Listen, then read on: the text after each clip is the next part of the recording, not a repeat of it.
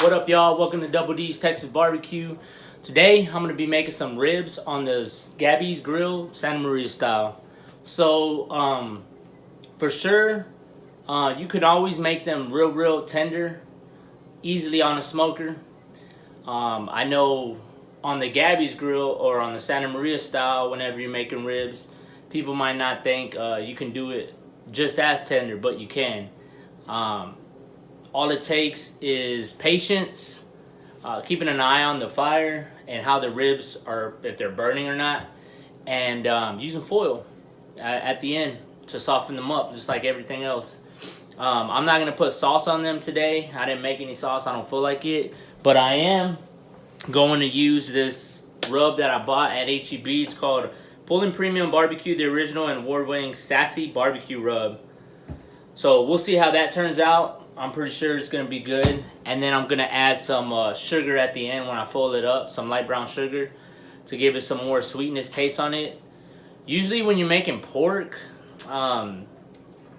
everyone's different. I respect all methods. But pork is not going to have as much flavor as beef. So with beef, I can put salt and pepper. And it's going to have some good flavor at the end because you're going to taste that beefiness. Well, pork, you don't get that as much. I have done it one time. No, I haven't. I've done it before with salt and pepper, and that's it. And for me, I didn't like it. You know, you'll get good bark, whatever, but I didn't like it. So, you know, it's either, for me, my styles that I like my ribs is either I sauce them at the end, or if I wrap them, I'm going to put some type of butter and sugar. I just think that's the best way.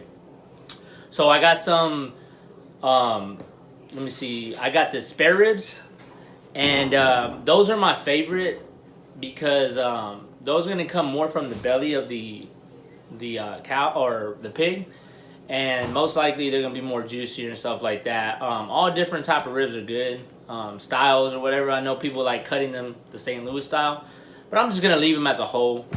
That's the way I like them. You got to do what fits you. So enough talking. Let's start trimming.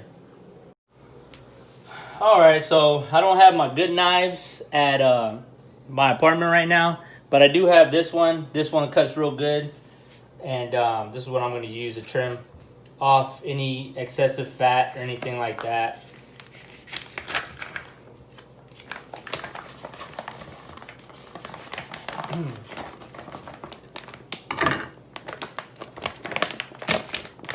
Alright, so here we go. It's a nice slab of ribs.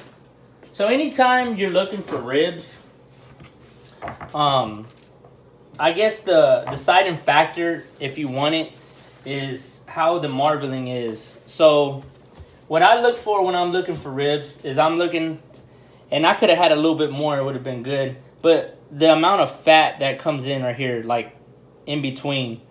And what that's going to do is that's going to be even more tender, even more juicier, is when you have good, like, strands of fat just running through the middle like that.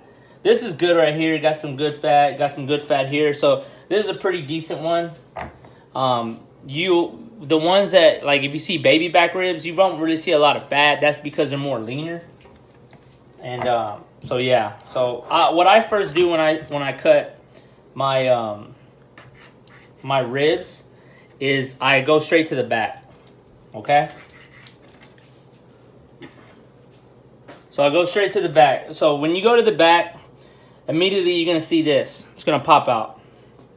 All right, so what I do is let's cut it off. All that's going to do is whenever you cook your ribs, that's going to lump up, and it's just going to make everything not look as great.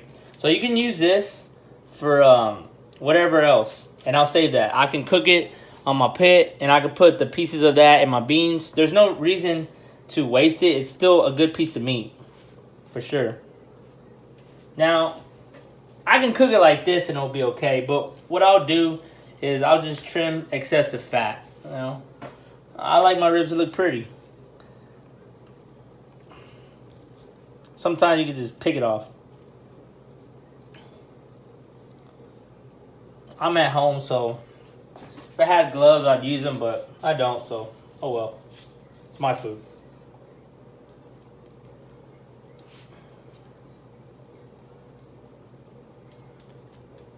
All right, so that's probably good enough. Let's see. Yeah, it's probably good enough. Okay, so you don't got to go too wild.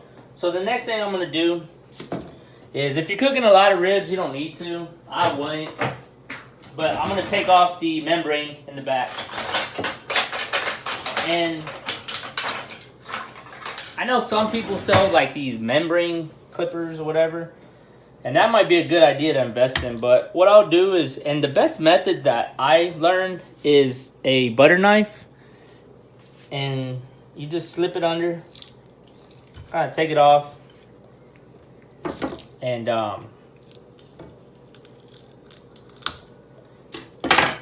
get a napkin. This one went through the bone.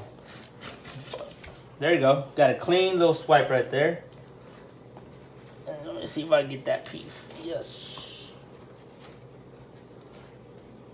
Not too bad. So that's good enough.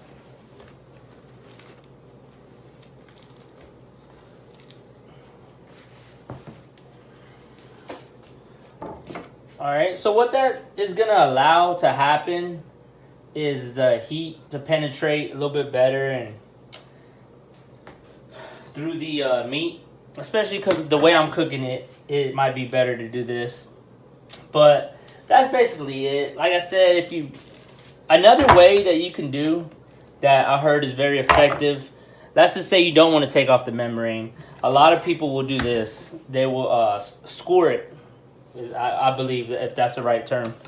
And it's basically putting marks on the back where the membrane is. And I heard that works just as good. So if you don't feel like taking the membrane off, you can score it. If you don't want to score it or do neither, then that's fine. So what I'm going to do, I'm just going to round it, just kind of shape it a little bit. And that's fine like that. And I'm just going to leave it whole this time. I'm going to make some big ribs. Alright, so next, what I'm going to do is I'm going to apply a binder. So if y'all been watching my videos, y'all know either you like it or you don't like it, a binder. It's up to you. It really is up to you. Now they say to not put too much mustard on the ribs because you don't want to make it too cakey. And so that's why I would be careful with how much you actually put on the rib. You can use I mean, everyone knows already. You can use mustard, olive oil, hot sauce, Worcestershire sauce. I mean, sky's the limits, really. You don't have to put anything. It really is your preference, what you like, your style. Whatever makes it fun for you at the end of the day. With barbecue, there's a right way to do things, but there also is a lot of different ways. So yes, you should do stuff certain ways, like as far as like the way you cook, but the methods always change. Some people like hot and fast, which is good. Some people like low and slow, which is good. And so I just recommend that you follow the style that you like, that works for you. So yeah, I just lost my barbecue rub because, oh, here it goes. Okay, so this is all that I'm gonna put on today. This barbecue rub. Okay. All right.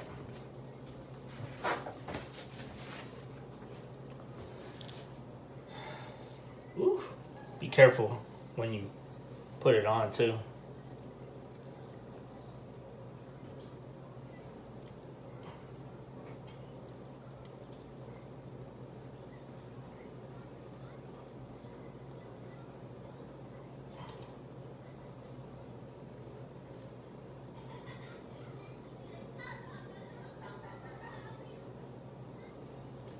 All right.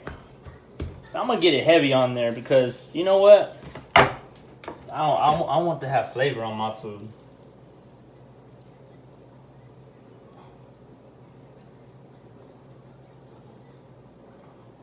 Try to get it everywhere evenly. I want them to look pretty. In a bit, when I come and put these on the grill, you'll see the moisture coming out. Be wet. I would say let it chill with the seasoning on for at least 10 minutes or so. Let it get in there real good.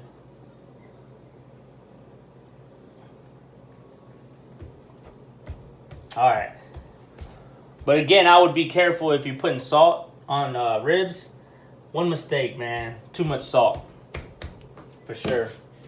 You can always go wrong. So now I'm going to let these rest. I'm going to go get my fire ready. And then I'm going to go put them on the grill. We'll get some ribs going. Y'all stay tuned. Alright, so today I'm going to be using post oak wood. But I am going to be using also cherry wood chunks.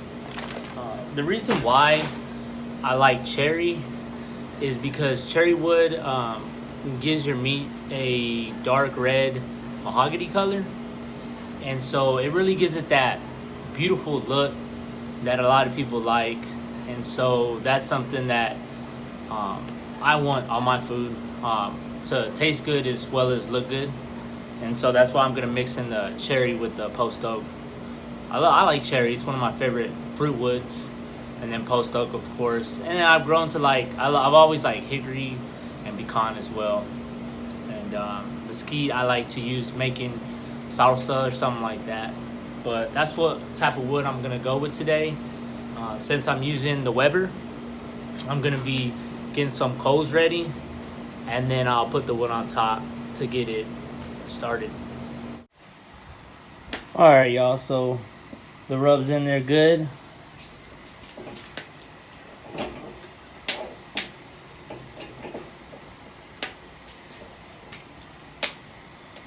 So I'm gonna set them on there even.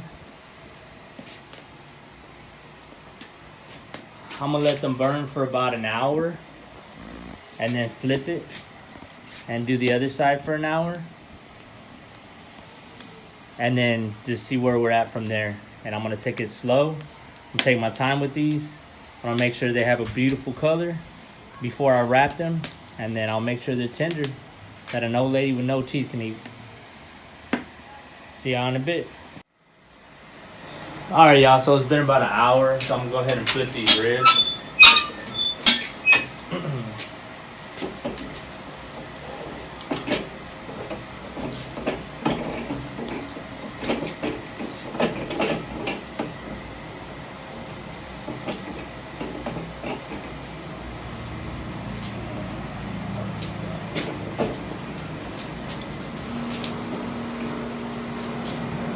Alright, so if we look, notice these things have a real good color so far.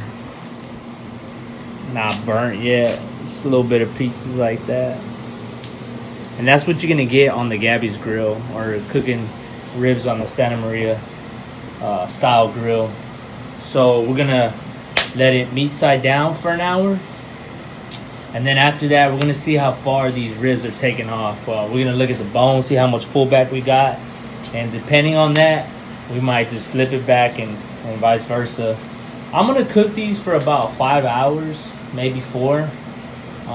That's my goal, is to make sure, like I said before, I get good bark and I get good pullback. And I just want to make them soft and tender and just look beautiful. Today's election day. I want to make sure I'm grubbing and relaxing. See y'all in an hour.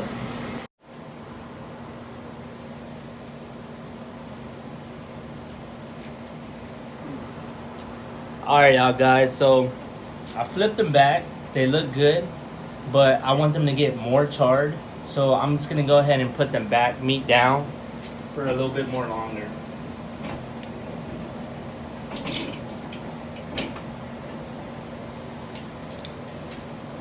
So my goal is to get a nice looking char on the meat side, and on the bone side I basically have that already, and so I'm just gonna keep on working to get that on the meat side.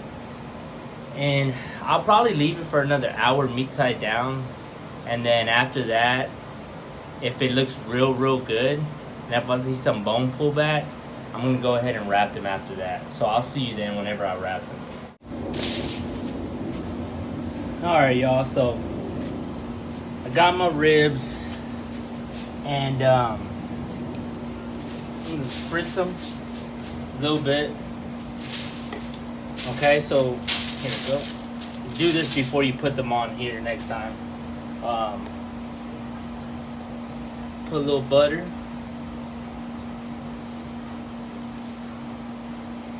There's all different types of butters you can use.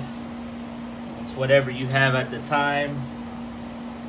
If you don't want to use it, don't use it. But I'm gonna use this. It's the type that I have, so that's what I'm going with. Okay. And for the record, I really never do this, but I'm gonna try it out because I've seen a lot of people do it. Like I said, I don't have my sauce. And then I'm gonna spread some brown sugar bottom. I probably won't put too much. That's good enough. So I already sprayed this side of the ribs. What I'm gonna do is I'm gonna put the meat down. Meat down. Okay? Give that a little spritz.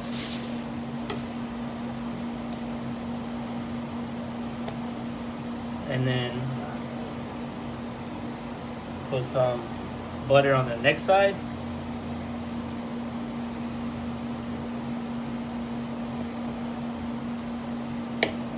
Alright.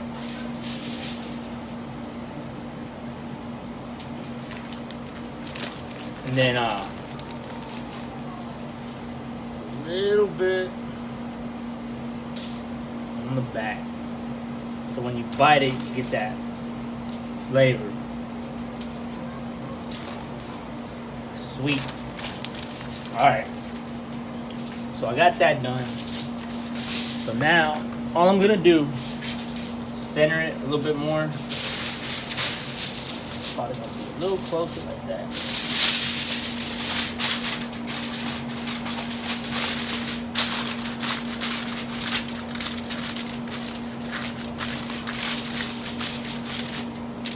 Get this flat.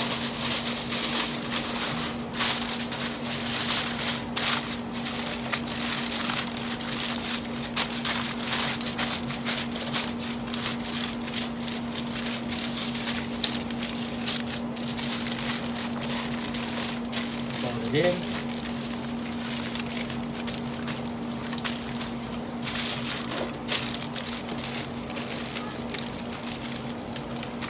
Just like that. Then I'm going to put the meat side down on the pit.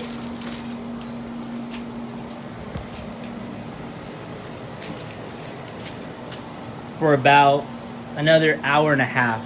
Definitely another hour and a half. That's gonna tender these up.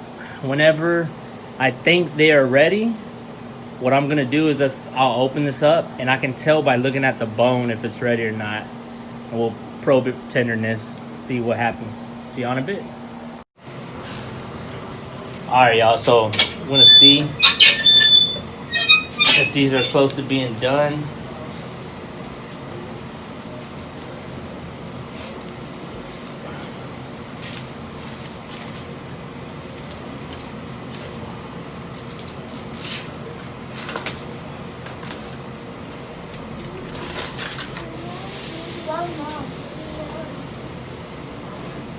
Woo. Yes, sir.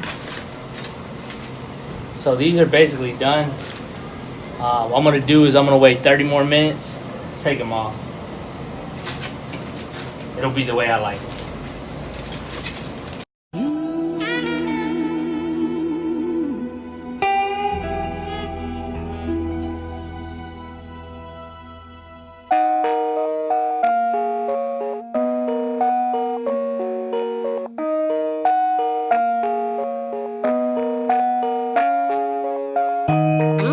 don't sleep.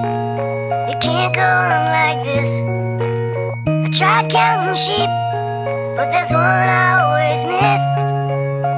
Everyone says I'm getting down too low.